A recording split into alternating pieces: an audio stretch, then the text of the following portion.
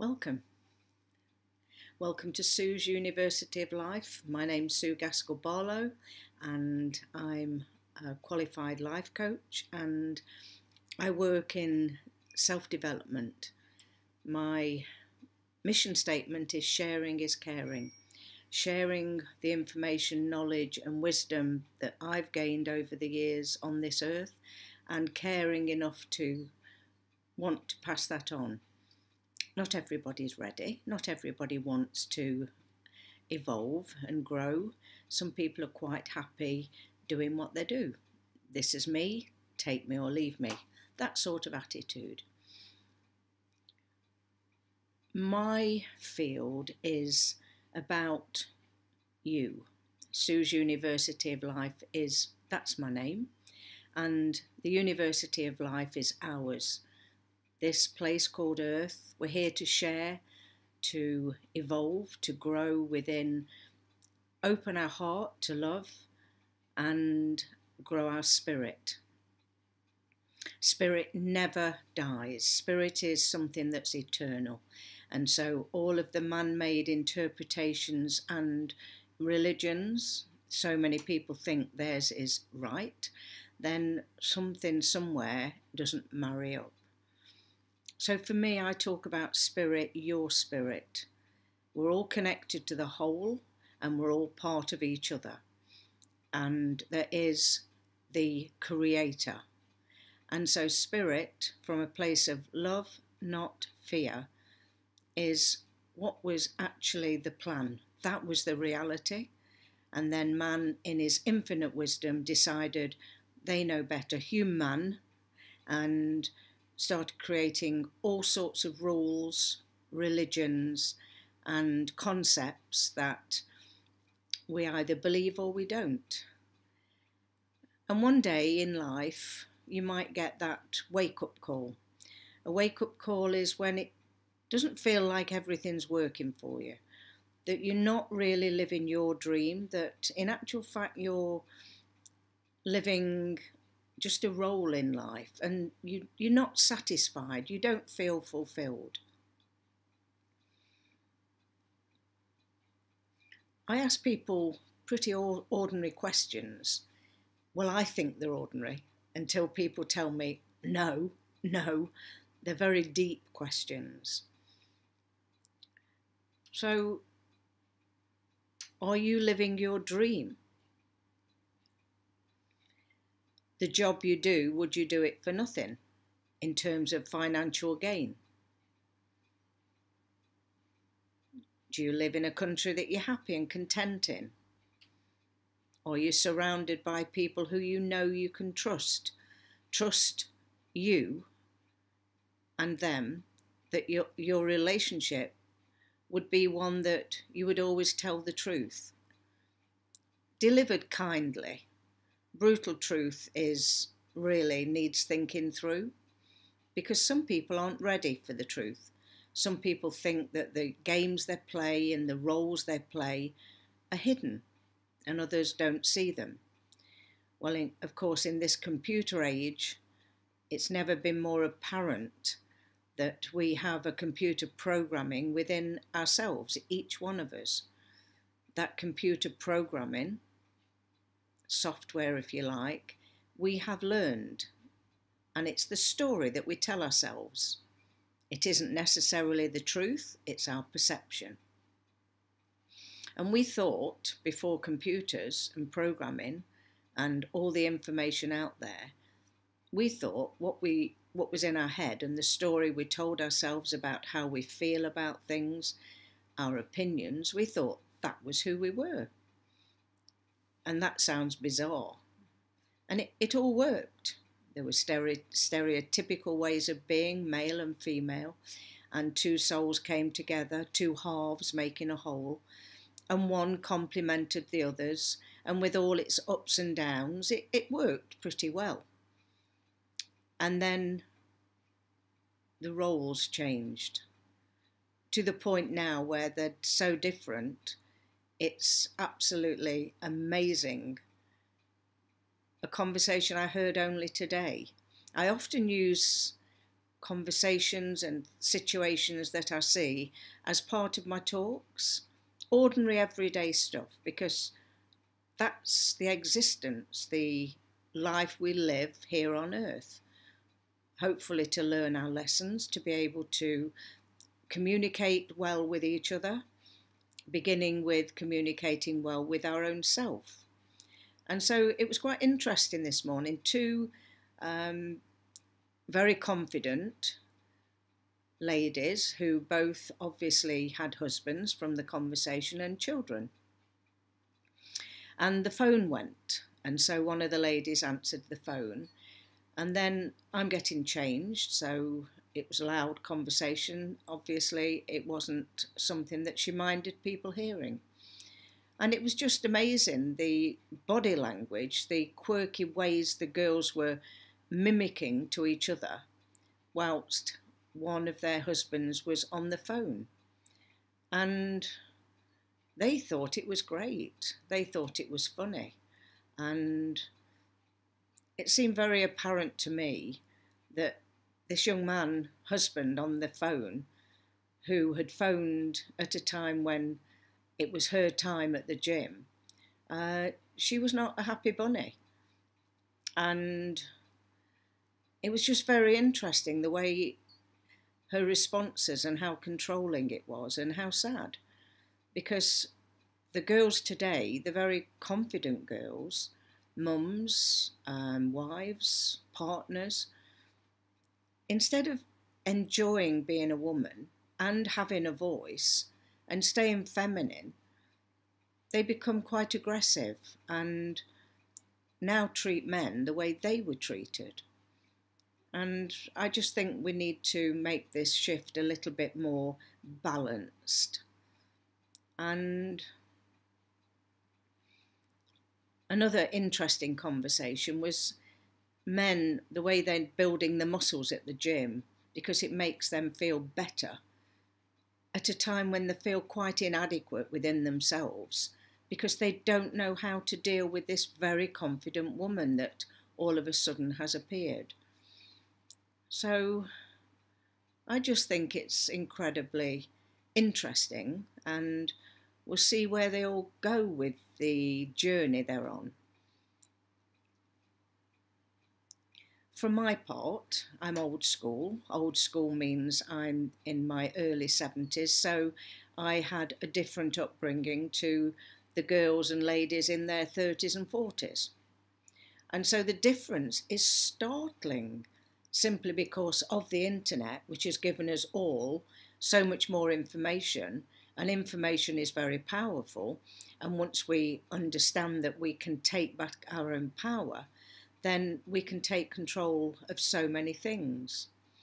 And alongside that, of course, women work and go out to work as men do. So no longer is the male role model that of the person who earns the money, who then comes home and sits down and expects his dinner to be prepared.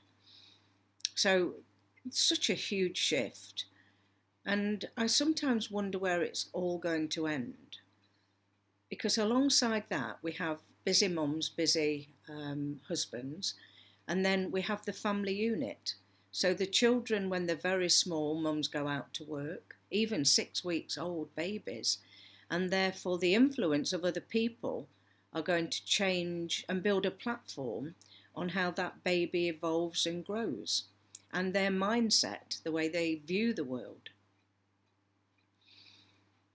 And then another occasion, you go in the supermarket or a clothes store, a toy shop, and you watch how children, small children, and I'm talking 2 years of age, are allowed to touch everything within their eye level reach. And so you see things on the floor, you see them touch things with dirty hands, with chocolate on the hands. And there's no discipline. It seems that mums think it's okay because the children are only looking. They mustn't be told off, they mustn't be shouted at, they mustn't be chastised in any way. And I agree, we don't want to be shouting, we can talk, and we don't want to be chastising, we can guide. And I see so little evidence of that. Because to give a child of 2 years of age and 3 years of age, even a little bit older, the freedom to touch anything that's on the rows is, to me, quite irresponsible. I saw one child, like I say, you people watch with observation, inquisitiveness, not criticism, not necessarily. I'm not being critical, I'm just pointing things out. So this little chap was having great fun taking all the labels off each individual apple. And so those had been put on so that when the person goes to the checkout, you can look at the label on the apple and the checkout lady or man knows which type of apple to record to see what price they are.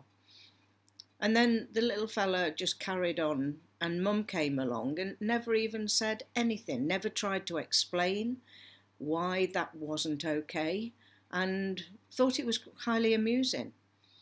And that's my concern. It's not a worry. Worry's a complete waste of energy. It is of concern, though, because then you see children trying clothes on and then just throwing them on the floor, and parents not taking any responsibility and not teaching the child about self-responsibility. Same with papers and all sorts of toffee papers, they're just thrown on the floor. So is this a doom and gloom? Good heavens, no. It's observation. And where do we fit in? We of the older generation. Do we just say it was better in our day? Do we say something? What can we do?